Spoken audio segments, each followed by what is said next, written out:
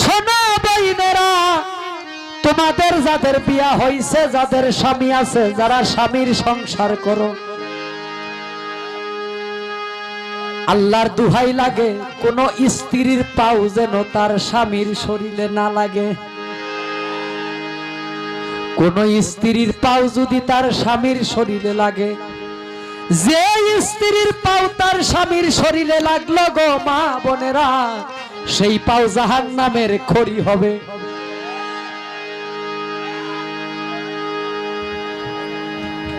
এখন ওয়াজ শেষ কইরা বাড়ির দিকে যায়। বাড়িতে গেলে বউ করছে কি, ওই যে কইছে স্বামীর শরীরে যদি স্ত্রীর পাও লাগে তাহলে পাও যাইব জাহান্নামে। এখন বউ একটা ফাড়ি লইয়া খাট তৈয়া মাড়ি থুচ্ছে, জামাই ওয়াজের সুরে ডাহে,